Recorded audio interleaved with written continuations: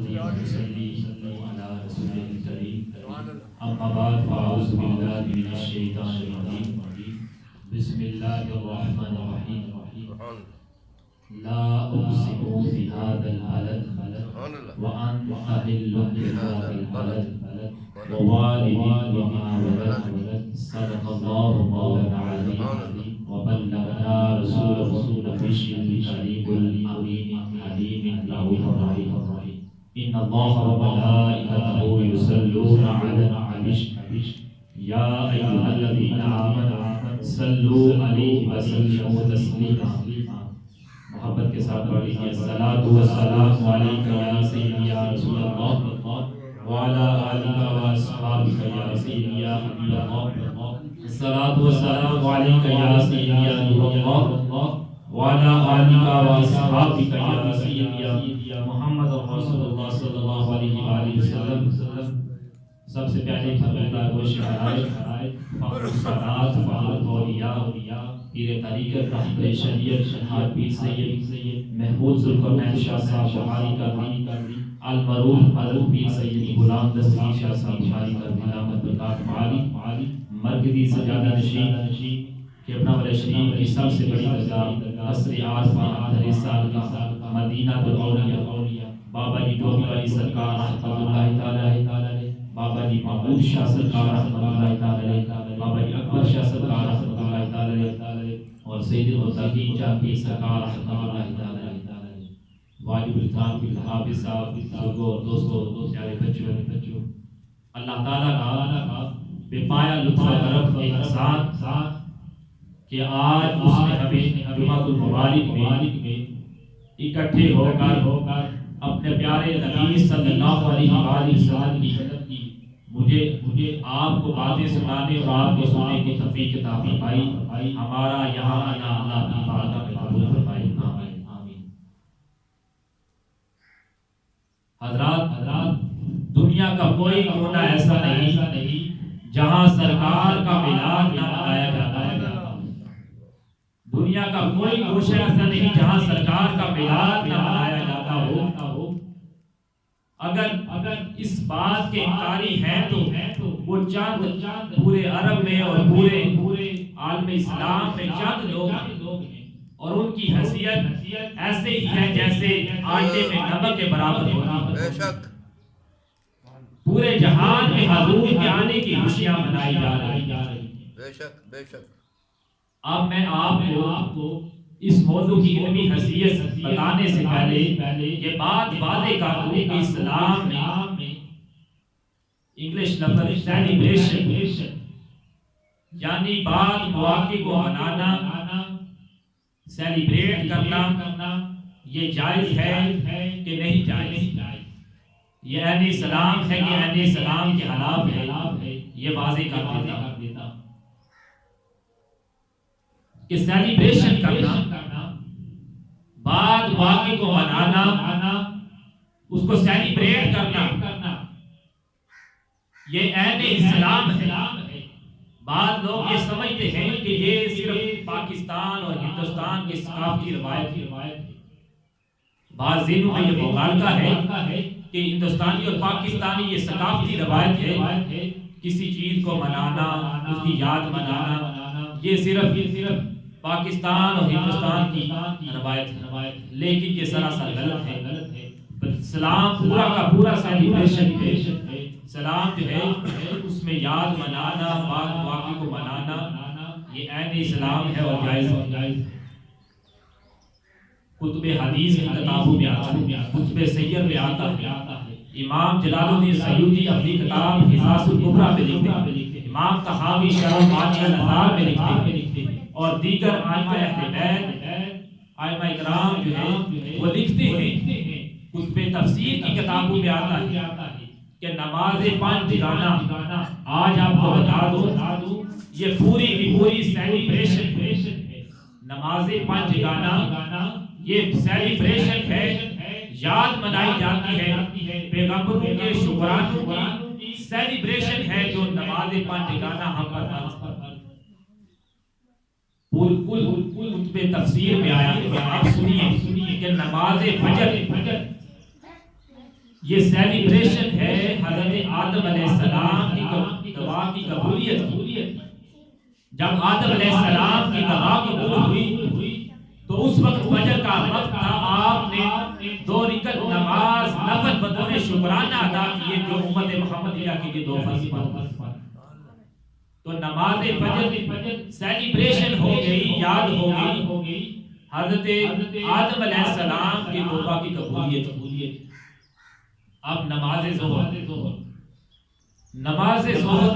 خطبہ تفسیر کی کتاب میں آیا ہے کہ جب حضرت ابراہیم علیہ السلام نے دعا کی اور دعا کے نتیجے میں آپ کو اسحاق علیہ السلام عطا کیے گئے تو آپ نے شکرانے کے طور پر 4 رکعت نماز نفل ادا کی۔ تو وہ شکرانے کے نوافل امت محمدیہ کے لیے نماز ظہر بن گئی۔ اسی طرح نماز عصر حضرت عزیر علیہ السلام کو اللہ تعالیٰ نے 100 سال تک سوئے رہے اور جب زندہ کیا تو جب سے قرآن میں آتا ہے سورہ بقرہ میں کم لبثتا قال لبثتا قوما او بعض یوم، تو انہوں نے پوچھا گیا کہ آپ کتنے دن ٹھہرے ہیں؟ کہا کہ میں صرف 1 دن یا اس سے تھوڑا عرصہ سویا رہا، یوم او بعض یوم، چند ایک تھوڑا سا حصہ جو ہے وہ سویا رہا۔ پھر اللہ نے مجھے دوبارہ زندگی عطا کی تو آپ نے شکرانے کے طور پر 4 رکعت نفل ادا کیے جو امت محمدیہ کے لیے نماز عصر بن گئی۔ اب نماز مغرب خطبہ تفسیر کی کتابوں میں آتا ہے، خطبہ حدیث کی کتابوں میں یہ بات توڑ دی گئی ہے کہ نماز مغرب بعض روایت میں آتا ہے کہ حضرت یعقوب علیہ السلام تھے، بعض روایت میں آتا ہے کہ حضرت ایوب علیہ السلام تھے۔ جب بیماری سے صحت یاب ہوئے تو شکرانے کے طور پر پہلے 4 رکعت نفل نماز پڑھی، 4 رکعت نفل نماز پڑھی، لیکن جب تیسری رکعت میں تھے، تشہد میں بیٹھے ہوئے تھے تو اٹھنے کی سبقت نہ تھی، تو رب نے کہا کہ حضرت یعقوب یا ایوب علیہ السلام سلام پھیر دی، تو آپ نے سلام پھیر دیا اور 3 رکعتیں ہی رہی، تو یہ امت محمدیہ کے لیے نماز مغرب بن گئی۔ تو نماز مغرب سیلیبریشن ہوئی، یاد ہوئی حضرت یعقوب یا ایوب علیہ السلام کے شکرانے کے نوافل کی۔ اور اسی طرح نماز عشاء یہ بھی سیلیبریشن ہے، یاد منائی جاتی ہے۔ یہ حضرت یونس علیہ السلام 40 دن تک مچھلی کے پیٹ میں رہے، جب باہر نکلے تو شکرانے کے طور پر 4 رکعت نماز نفل شکرانہ ادا کی جو امت محمدیہ کے لیے نماز عشاء بن گئی۔ تو پوری 5 گانہ نماز یہ سیلیبریشن ہے، یاد منانا ہے کہ ان کی پیغمبروں کی ان کے ساتھ اللہ نے اس کو جوڑا، نماز کی نسبت نبی سے جڑی تو امت محمدیہ کا فرض بن گئی۔ اسی طرح حضرات تو یہ آپ کو میں نے بتایا کہ سیلیبریشن یہ نقطہ واضح کرنا چاہتا ہوں کہ کیونکہ نماز سے بڑھ کر اللہ کی کوئی عبادت نہیں۔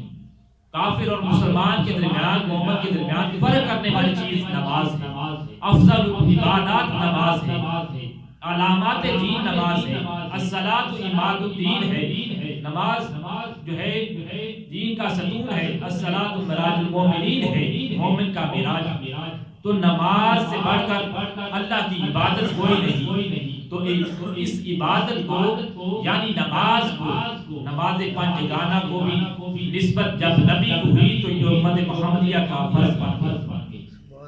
اسی طرح حضرات مناسک حج یہ سارے کے سارے سیلیبریشن ہے، یاد منانا، پیغمبروں کے ساتھ جڑے ہوئے۔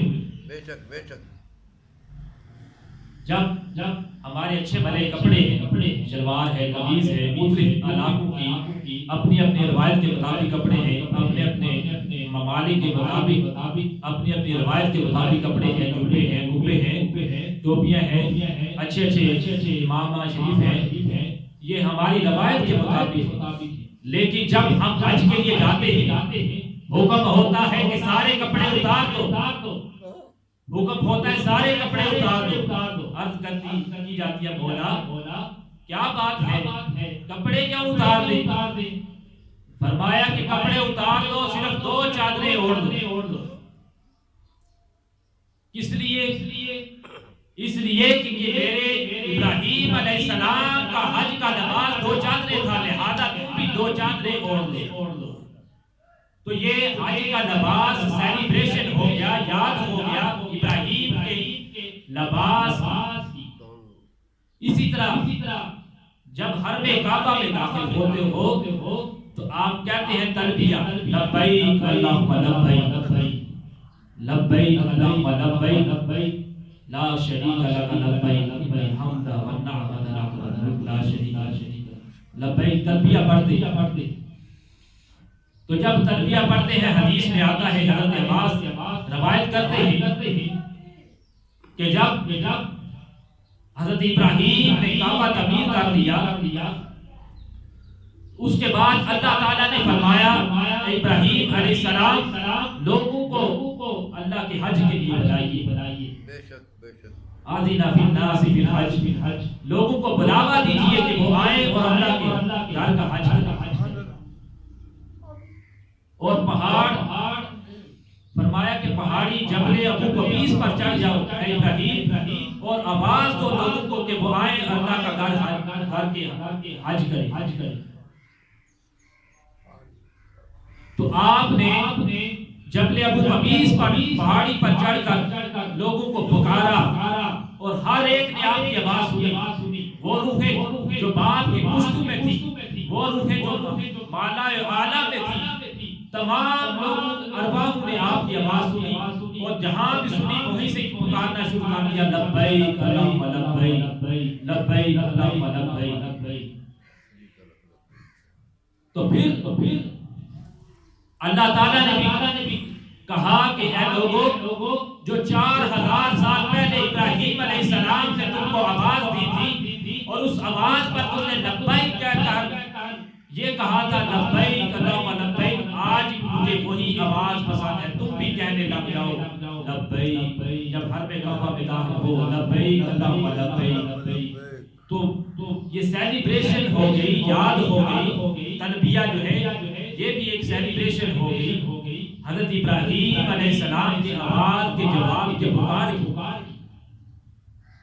اب ہجر حسبت بڑا قیمتی پتھر، کیا پتھر کو چومنا سوال ہے؟ تو عید ہے، پتھر کو چومنا روزہ ہے، پتھر کو چومنا کیا ہے؟ حضرت عمر فاروق بخاری شریف میں یہ حدیث آتی ہے، حضرت عمر فاروق رضی اللہ تعالیٰ عنہ جب آپ کا حجر اسود کے سامنے سے گزر ہوتا ہے، آپ کہتے ہیں اے پتھر، تو ہے تو ایک پتھر ہی، نہ میرا نفع تیرے ہاتھ میں ہے، نہ میرا نقصان تیرے ہاتھ میں ہے، اور میں تمہیں اس لیے چوم رہا ہوں، اگر تجھے حضور علیہ السلام کے ہونٹ مبارک نہ لگے ہوتے تو میں تمہیں کبھی نہ چومتا۔ اور حقیقت دیکھیں اور تصور کریں کہ وہ حقیقت میں پتھر کو چوم رہے تھے یا کہ نبی کے لبوں کو چوم رہے تھے۔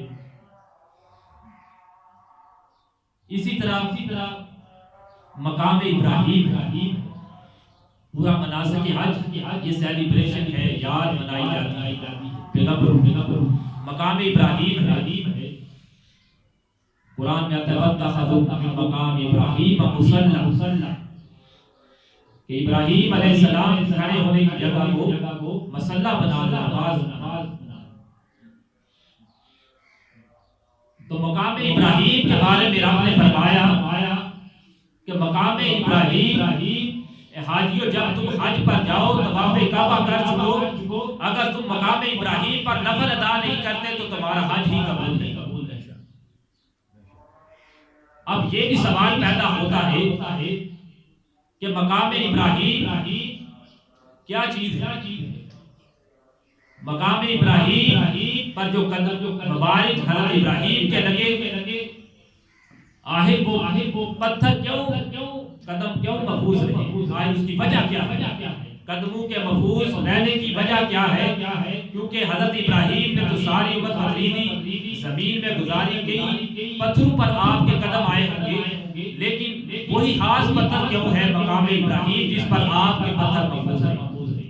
تو اس کا جواب یہ ہے کہ پتھر اس لیے محفوظ رہے، اس پر تعمیر کعبہ کیا، اور تعمیر کعبہ کرنے کے بعد آقا علیہ السلام کے ولادت مصطفیٰ کی یہ دعا کی کہ نبی کو بھیجیے ہماری اولاد میں سے، اس لیے پتھر پر آپ کے قدم مبارک محفوظ رہے۔ اور جب کوئی نوافل پڑھتا ہے مقام ابراہیم کے ساتھ سامنے تو ہر وقت حضور کا میلاد منایا جا رہا ہے، بے شک یہ حضور کے میلاد کی نشانی ہے۔ تو ابراہیم علیہ السلام نے جب کعبہ کی تعمیر کر چکے تو پھر کہا کہ یا اللہ اب تعمیر تو ہو چکی ہے، تھوڑی سی مزدوری تو دے دے، تھوڑی سی اجرت تو دے دے، مزدوری تو دے دے۔ رب نے فرمایا کہ ماں کیا مانگتا ہے ابراہیم؟ فرمایا مانگتا ہوں کہ محمد مصطفیٰ صلی اللہ علیہ وآلہ وسلم کا مجھے دادا بنا دے، اجعلنی جدد محمد، کہ مجھے محمد مصطفیٰ صلی اللہ علیہ وآلہ وسلم کا دادا بنا دے، اس لیے کہ قیامت کے دن ہر ایک کو نسبت کے ساتھ پکارا جائے گا، جب مجھے پکارا جائے تو میں محمد مصطفیٰ کا دادا کیا کرتا ہوں۔ اللہ اکبر، یا رسول اللہ۔ تو مجھے جب پکارا جائے تو حضور کا دادا کہہ کر پکارا جائے، اجعلنی جد ہم محمد، مجھے جد امجد کہہ کر پکارا جائے۔ تو آپ کی دعا قبول ہوئی اور آقا علیہ السلام کا ظہور ہوا۔ اس لیے اللہ نے فرمایا جب تم طواف کعبہ کر چکو تو مقام ابراہیم کے سامنے نفل پڑھو، اگر نفل نہیں پڑھتے حج قبول نہیں، اور اگر نفل پڑھتے ہو تو یہ ولادت مصطفیٰ صلی اللہ علیہ وآلہ وسلم حضور کا میلاد ہے، تو یہ حضور کا میلاد ہر وقت منایا جا رہا ہے۔ بے شک جو بھی حاجی حج پر جاتا ہے مقام ابراہیم پر نفل پڑھتا ہے تو حضور کا میلاد ہی ہوگا۔ اسی طرح کتاب الصیام میں آتا ہے کہ عاشورہ کا دن یہود جو تھے وہ عید کے طور پر سیلیبریشن کرتے تھے، اس کی یاد مناتے تھے، عید کے طور پر عاشورہ کے دن کو منایا کرتے تھے، یہودی عورتیں زیور پہنا کرتی تھی۔ تو آقا علیہ السلام بھی پیچھے نہ رہے، آپ نے بھی اپنی امت کو کہا کہ تم بھی سیلیبریشن کرو، یوم موسیٰ کو مناؤ۔ اسی طرح آپ آقا علیہ السلام نے فرمایا، مسند امام حنبل میں آتا ہے کہ آقا علیہ السلام نے یوم عاشورہ کے ساتھ ساتھ یوم نوح علیہ السلام جودی پہاڑی پر جو آپ کی کشتی اتری وہ بھی عاشورہ کا دن تھا۔ حضرت ابو ہریرہ اس حدیث کے راوی، جودی پہاڑی پر کشتی جو اتری یوم عاشورہ کا دن تھا، لہذا تم ایسا کرو کہ یوم موسیٰ بھی منایا کرو، یوم نوح علیہ السلام بھی منایا کرو۔ اب بخاری شریف میں آتا ہے کہ اس دور زمانہ جاہلیت کے دور میں عاشورہ کے دن ہی غلاف کعبہ بھی چڑھایا جاتا تھا، غلاف کعبہ کی جو تھی اس پر غلاف چڑھایا جاتا تھا۔ تو یہ یوم موسیٰ بھی حضور نے کہا مناؤ، یوم نوح علیہ السلام بھی مناؤ، یوم غلاف کعبہ بھی مناؤ۔ اب جلال الدین سیوطی علیہ الرحمہ حجر اسقلانی سے پوچھتے ہیں کہ آپ فتویٰ دیجئے کہ حضور کا میلاد منانا جائز ہے کہ نہیں، ناجائز۔ تو آپ نے فتویٰ دیا کہ جب حضور نے فرمایا کہ تم یوم موسیٰ بھی مناؤ، یوم نوح علیہ السلام بھی مناؤ، یوم غلاف کعبہ بھی مناؤ، تو ہم کیوں نہ حضور علیہ السلام کا یوم ولادت منائیں؟ وہ نبی جو امام الانبیاء ہیں، تمام نبیوں کے سردار ہیں، ان کا یوم ولادت کیوں نہ خوشی منائیں؟ اور قرآن کی ایک آیت آتی ہے، الیوم اکملت قرآن کی ایک آیت اتری کس پر؟ آقا علیہ الصلوۃ والسلام پر. نعمت کس پر تمام ہوئی؟ حضور علیہ الصلوۃ والسلام پر. اور دین ہمیں کس چیز صدقے سے ملا؟ آقا علیہ الصلوۃ والسلام پر. تو وہ فرماتے ہیں کہ یہ آیت جو ہے دو عیدوں والی کا دن ہے. یہ پوری آیت الیوم اکملت یہ دو عیدوں کے برابر ہے. جب وہ دو عیدوں کے برابر ہے، جب پوری آیت والا قرآن والا آ گیا تو وہ دن کروڑوں عیدوں سے زیادہ افضل. اب یہ بھی اعتراض کیا جاتا ہے کہ دو عیدیں ہیں، تیسری عید آپ نے کہاں سے بنا دی؟ تو تیسری عید حضرت عمر فاروق رضی اللہ عنہ کو بیان کرتے ہیں. ترمذی سے ہے، مسلم شریف میں آتا ہے کہ جب آقا علیہ الصلوۃ والسلام نے فرمایا کہ جمعہ بھی ایک عید کا دن اور قربانی ہم منا پہ کرتے ہیں وہ بھی عید کا دن. تو تمام عیدیں جو ہیں حضور کے جشن میلاد مصطفیٰ پر وہ قربان ہے. یہ کروڑوں دن سے افضل دن ہے، اس لیے یہ تمام عیدیں جو ہے آقا علیہ الصلوۃ والسلام کے جشن میلاد عید و میلاد النبی پر قربان ہے. تو میں نے آپ کو یہ نقطہ سمجھایا کہ سیلیبریشن جو ہے یعنی اسلام ہے. اسلام میں کسی واقعے کی یاد منانا، کسی موقع کو یاد کرنا یہ جائز ہے. پورا پنجگانہ نماز یہ بھی سیلیبریشن ہے، پیغمبروں کے شکرانوں کی نوافل کی یہ سیلیبریشن ہے. پورا مناسک حج بھی سیلیبریشن ہے، یاد منائی جاتی ہے. تو اسلام میں یاد منانا جائز ہے. اور یہ مغالطہ ہے بعض لوگوں کے ذہنوں میں ہے کہ اسلام میں سیلیبریشن، پورا اسلام سیلیبریشن ہے، یاد منانا منائی جاتی ہے. تو اللہ تعالیٰ سے دعا کرتے ہیں اللہ تعالیٰ ہمیں آقا علیہ الصلوۃ والسلام کی غیر مشروع محبت اور لامحروم وفاداری نصیب فرمائے. اور ہم سب کو ختم النبیین صلی اللہ علیہ وآلہ وسلم کے پر ختمہ نبوت پر اپنا پیارا پختہ اور ایمان کو اور زیادہ پختہ کرنے کی ہمیں توفیق عطا فرمائے. اور ہمیں اپنے گھروں میں چراغاں کرنے، جٹیاں سجانے اور میلاد مصطفیٰ کی محفل گھر گھر گلی گلی کوچے کوچے کو سجانے اور میلاد مصطفیٰ کی محفل سجانے کی ہمیں توفیق عطا فرمائے. آمین. وما علینا الا البلاغ المبین. ماشاءاللہ ماشاءاللہ صاحب.